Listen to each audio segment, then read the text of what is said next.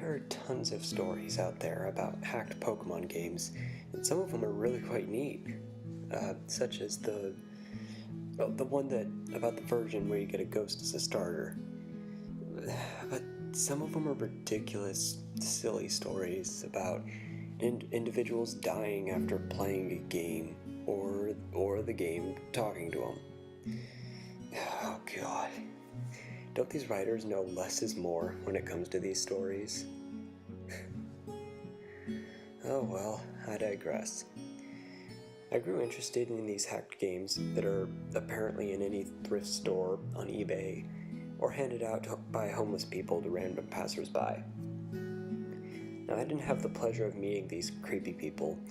I merely found this particular cartridge in a trash bin when the garbage truck backed into my neighbor's dumpster. I noticed the game and asked the trash man if I could take it, and he didn't seem to mind. It was thrown away after all. I, of course, checked with my neighbor to confirm that they actually didn't want it, though they seemed perplexed, as if they've never seen it in their life. Their son made a grab for it. A little boy who saw the Charizard on the cover crying out, "Pokemon, I want Mommy!" But his mother told him no, seeing as I found it. He didn't even have a Game Boy anyway, he just liked Pokemon. Thinking nothing more, I simply went home, looking at the cartridge's sticker on the way. Just the plain old red version, with the sticker torn slightly across the Charizard's neck. But that was expected with such an old game. I had blue version as a kid, so I was a bit eager to see the, albeit minimal, differences red version had. But I was rather disappointed by what I saw when the title screen showed up. Pokemon Strangled Red version. Well, crap. It was a hack. Hacks were neat and all, but they had zero monetary value. The original was quite valuable by now, and I wanted to play the red anyway, not this crap. Oh well, it was free, might as well try it. The name was odd, however. Strangled Red. That made no sense. Not even in the morbid description of someone being asphyxiated, as people turn blue when choking, not red. Who knows, maybe there was a pair of these hacks and I just got the red one. The more I thought about it, though, the more interested I became. My initial disappointment turned into curiosity. I wanted to know what the creator had made, and I was going to know everything I saw.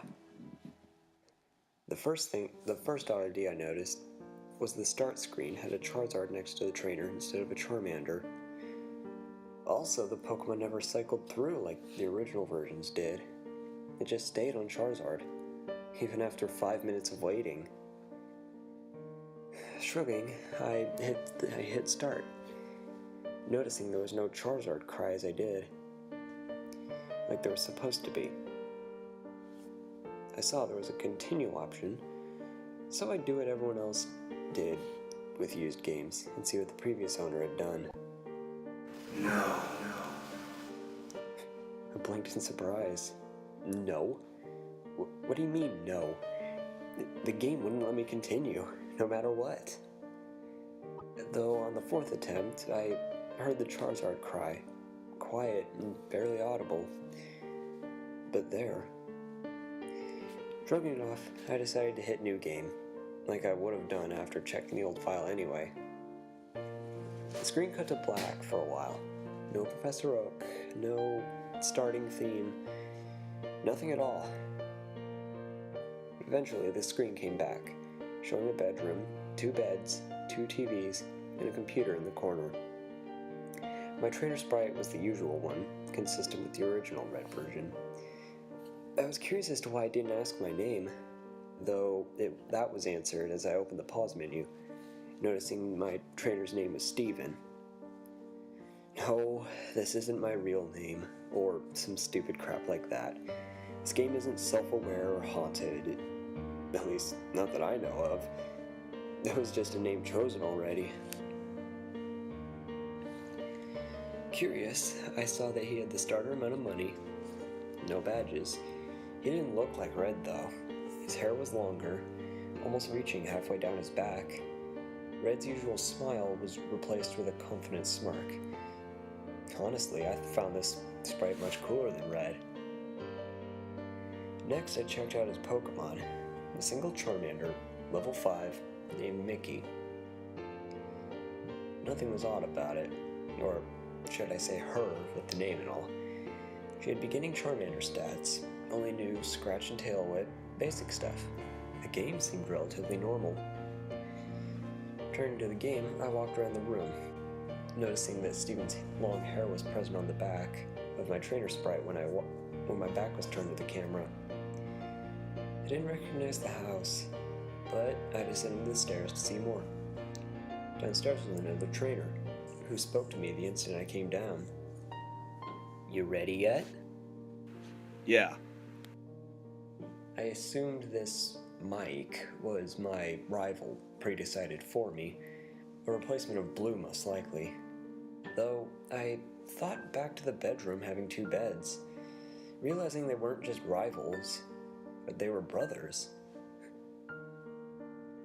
They talked back and forth, basic Pokemon dialogue, becoming a Pokemon master, catching them all, stuff like that, before having a little argument over which is better, Charmander or Squirtle, which of course led to the introduction battle, like the one versus Blue in the lab. Simple enough, scratch, tackle, till I won, purely for having the first turn. I took note of how much better Steven's sprite looked in combat than Red's. A different pose, his hair looking like it was blowing in the wind. A brief, minor upgrade, but still much nicer. I left the house after some more banter with my brother, stepping out to the Pallet Town theme. Going to the east, I found this was indeed Pallet Town. The house was just simply on the outskirts to the west. I noticed there was no mysterious grassy field like in the normal Pallet Town. Wandering about, I decided to check in on Red's home.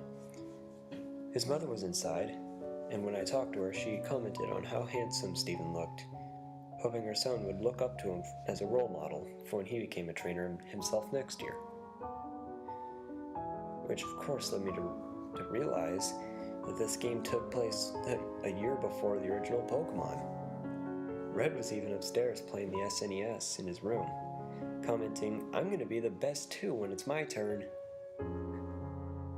I was starting to like this hack. It was pretty interesting.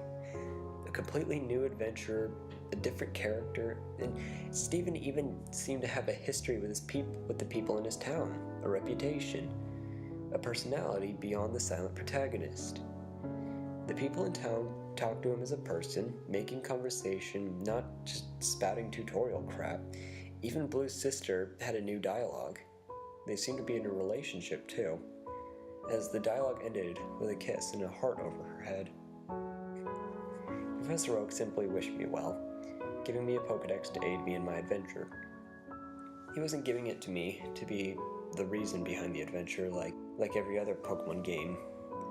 He gave it to me out of kindness, something to help me on my way, a gift. I was liking this more and more with each second. The game seemed to have an actual story. I was somebody, not just a cookie-cutter protagonist anyone could be. Not just a blank sheet that could be replaced without notice.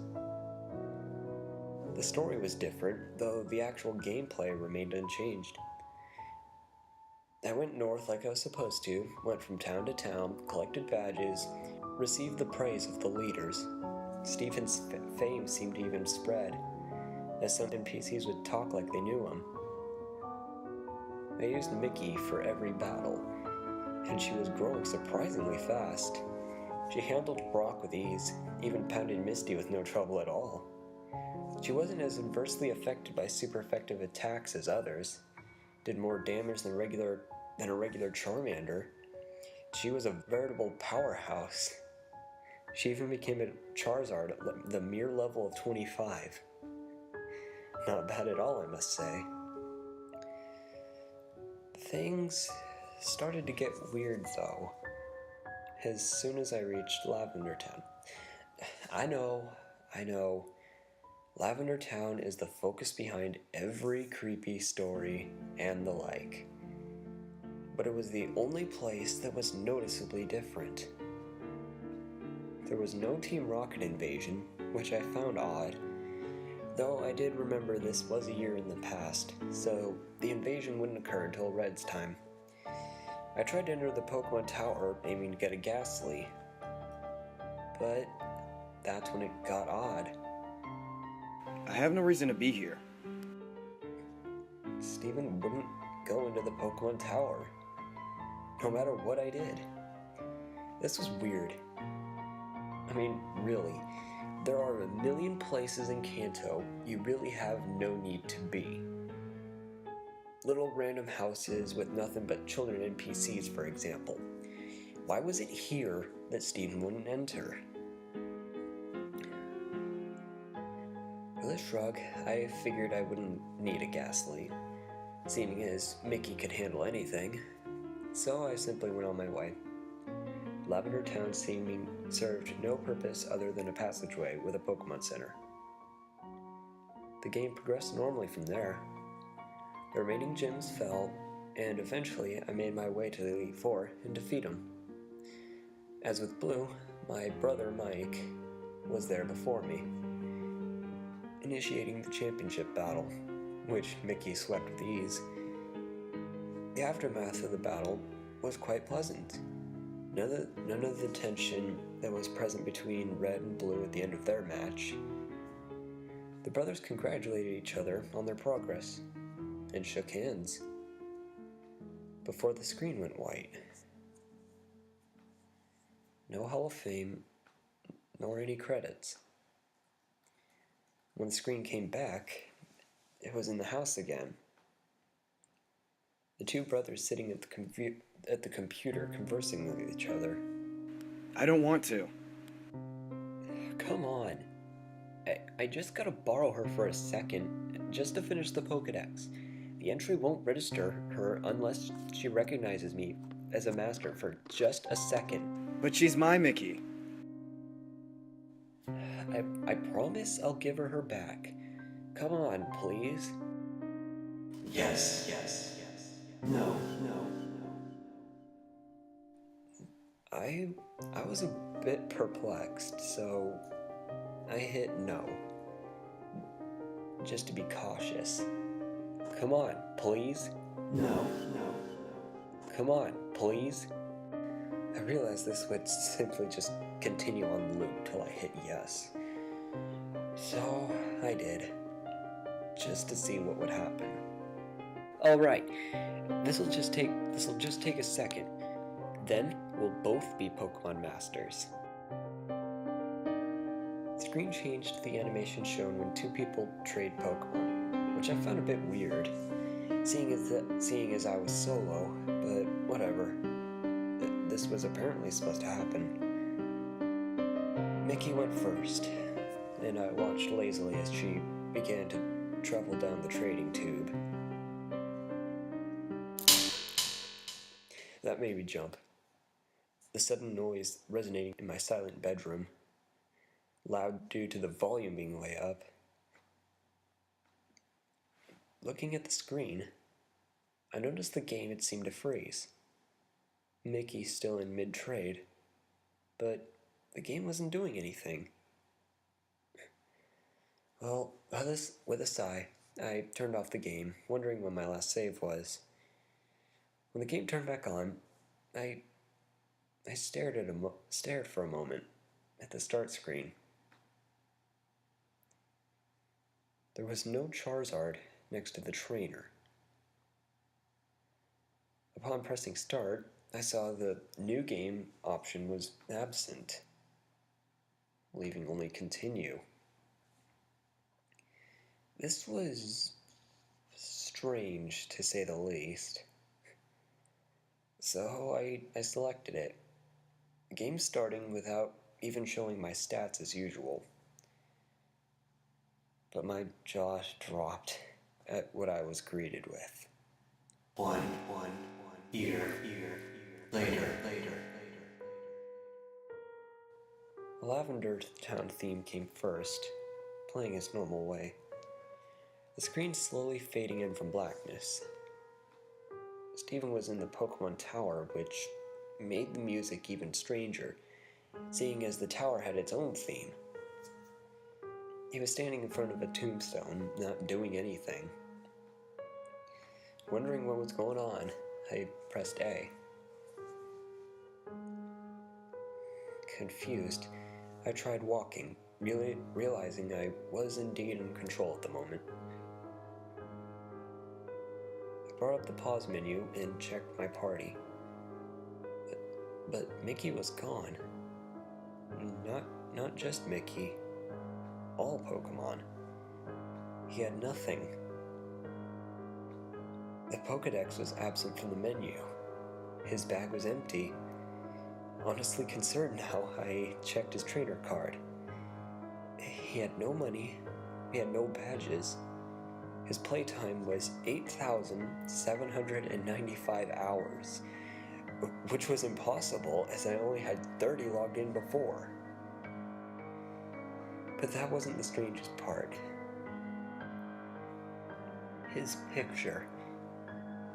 The picture of the handsome, confident young trainer was different. His eyes were blank. His face turned slightly down. That smirk of his was gone, replaced by a lack of any expression at all. That long hair of his, before in a perfect perm, was now messy and unkempt. I couldn't look at him anymore. Closing the menu, I went to move out of the tower, but with every step I took away from the tombstone, the screen flickered, like it did when a Pokemon was poisoned. Gulping, I brought up the trainer card again, and his picture was getting worse. With every step I took, he hung his head more and more. His shoulders slumped. He bent over. By the time I had exited the tower, he was on his knees, hands to his face, hair draped across him. I'd guessed already what was going on, but this clinched it. I began to put some things together in my mind. I had always wondered why there was no champion in the original games besides your rival. Why is it you, the protagonist, had to beat your rival when he just waltzed in, no previous champion to challenge? Then it struck me. The answer was right here. The previous champion gave up. His precious Mickey was apparently dead, and with her, so died part of him. His Pokedex, the other Pokemon, his badges, his fame, all of it. He threw it away. In that year, the year that I missed, the year where all of those hours came from. Yeah, I even did the math. There's 8,765 hours in a year. Add that to my 30 from before, and it matched up. But even so, the game kept going. This should have been an ending, I thought. I mean, what else was there to do? I had no Pokedex, no Pokemon, nothing. What was I supposed to be doing? I talked to everyone in town, but they all said similar things. Are you okay? Still mourning, I see. Don't worry, everything will be alright. Please, is there anything that we can do? Stephen never replied to them, and they all simply said the same things over and over. I couldn't put the game down now. This was all so strange. Curious, I headed off into the tall grass, and eventually got into a battle with a Rattata. No Pokemon was sent out, just Steven's sprite. I was wondering how I'd battle. Wild Rattata left you be. The battle ended without anything happening. This was certainly interesting, and it happened with every Pokemon I encountered. Wild Pidgey ignored you. Wild Ponyta wandered off. The music never changed either. No matter where I went, Lavender Town came from the speakers, following me. Sometimes slowed down slightly, sometimes not. I searched everywhere, every town, talked to everybody, wondering just what the heck I needed to do. My frustration was mixing with the depressing atmosphere of all this, making the experience altogether unnerving and uncomfortable. But I couldn't tear myself away. I was starting to get a bit angry though. Nobody telling me anything besides giving me their condolences and trying to give me items like lemonade or coffee, each met with, No. I slapped myself for idiocy, suddenly realizing how the likely answer was right in front of me. Pallet Town, of course. But when I went there, though, which took a long time, having to walk, no Pokemon to fly with, no bicycle to ride, and Steven only seeming to move half the regular movement speed, it wasn't much different. I first tried talking to Professor Oak. These things happen. You were just unlucky. And next I tried Blue's sister. Please, don't leave home again. Red's mom wouldn't even talk to me at all. With nowhere else in mind to go, I just walked it. I walked to the west, finding the house from the beginning, which I had never entered since leaving Pallet Town. Inside was Mike, but talking to him was just as useless.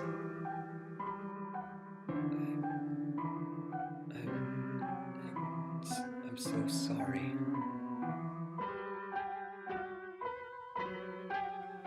I pondered for a moment if this was really the ending. Steven doomed to do nothing but roam Kanto in misery, haunted by the memories, forced to listen to everyone's condolences about him.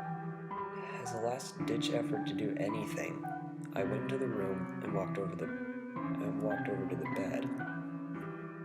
I'm going to sleep. The screen faded black for a moment, but then slowly faded back in, the world having a black tint to it. The Mike sprite lying in the other bed. I assumed this meant it was night. I'm going to do it. Do what? Again, I had no idea.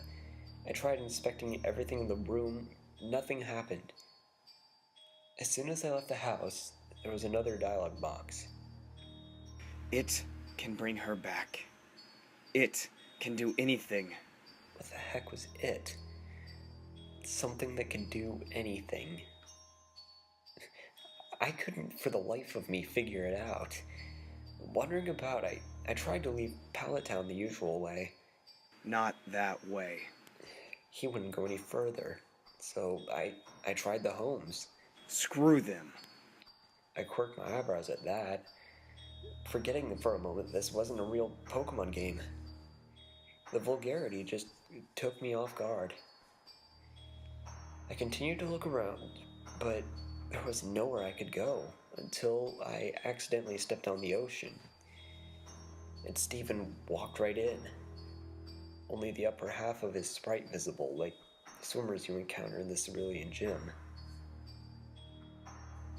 I didn't know he could swim. The missing one. missing one. I paused for a moment. No. He couldn't possibly mean that. I haven't tried the missing no trick on this hack yet, but it just fit too well that it had to be what he meant. I surfed all the way over to Cinnabar. I began to feel that something was off, more so than this already was. Silence. The Lavender Town theme had stopped. There was no noise at all, nor were there any Pokemon. I just kept going, finding Cinnabar and surfing up and down the east coast. Lo and behold, Wild missing note appeared. Mine. Wild missing note was caught. what? Stephen didn't do anything. He just commanded that atrocity of broken data to join him. No, become his possession, and it did. I was getting more and more disturbed by all this.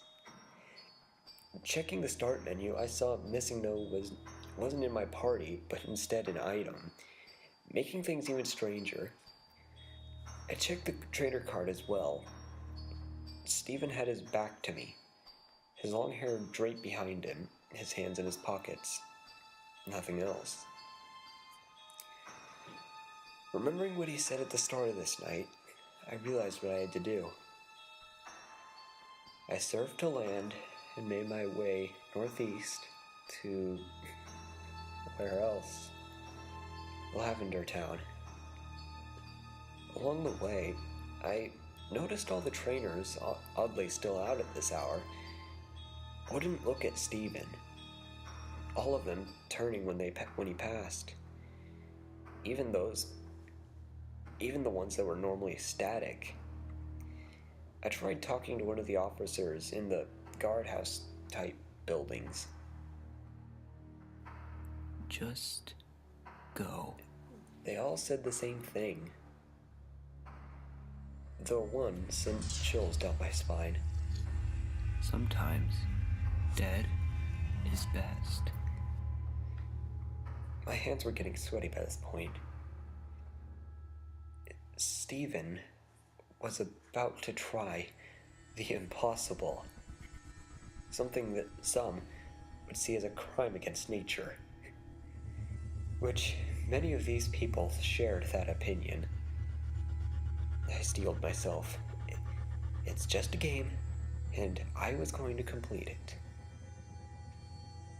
It took an eternity to reach Pokemon Tower, but I got there eventually.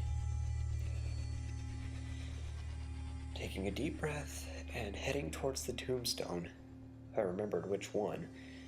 The image of Stephen standing before it was burned into my mind after all. First, I tried inspecting it. Mickey. Nothing happened. With a gulp, I opened the menu and selected Missing No from the bag. Stephen, don't use it! I was reminded when Professor Oak would magically tell you that you couldn't use a key item somewhere, like when using a bicycle in the building. Though the message this time was different. And even worse, Stephen responded to it. In a world that cheated me, why should I play fair? Stephen used it. Stephen obtained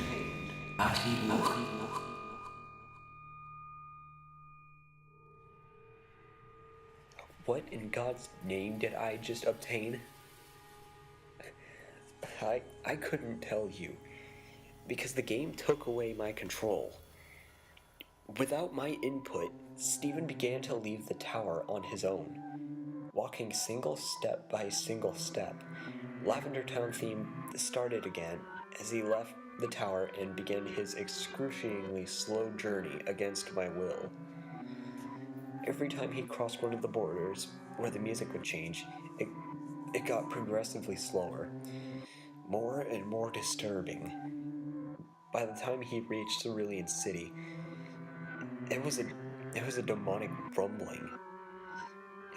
I just stared, watching him, trying to guess where he was going. But it was getting more and more obvious. He was heading for Pallet Town. The music had all but stopped when he got there, playing single note by single note. He went exactly where I had guessed. Right to his own house, inside, and up the stairs. At this point, there was no music. Stephen moved step by step, stopping at his brother's bed, turning to face him. At first, I thought the game froze. He didn't do anything. It simply stood there, and I couldn't move him. I did, however, find out I could open the pause menu. I was terrified to look, but I couldn't stop myself. I selected his trainer card. There was a low growl noise, like a distorted Pokemon cry. Stephen was looking at me again, directly at the screen. He was hunched over, his bangs obscuring his face. His hair was wild and feathered out. Between his bangs, there wasn't even a face at all. Just black. Two red eyes looking straight forward. A white grin contrasting with the darkness. That wasn't all. His name was now... I couldn't look away.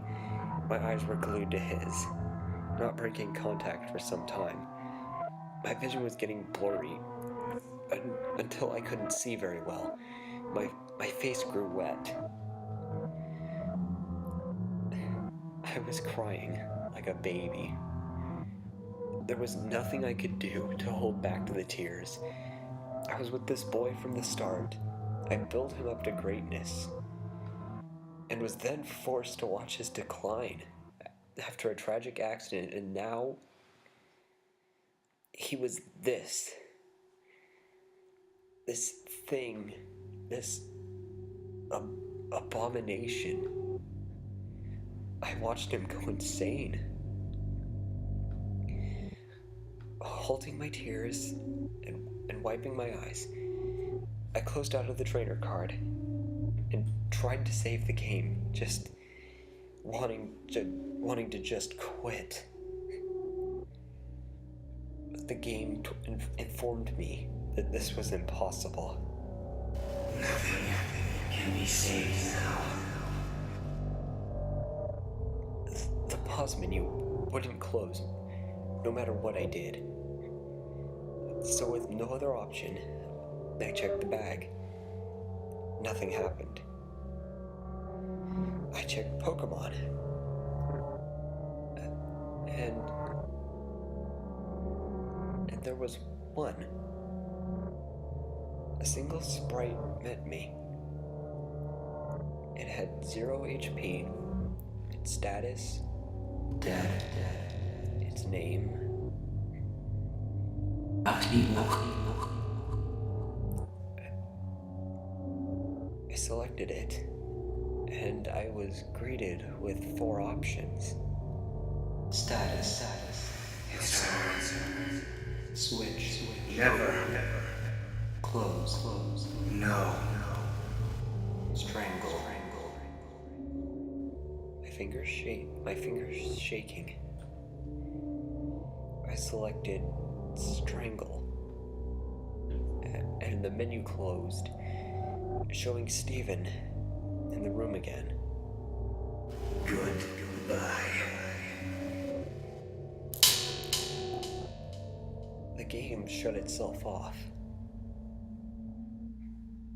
I was more dumbfounded than frightened. In a bit of shock, I turned it back on. And the title screen showed the manic Fez and a horribly glitched Charizard.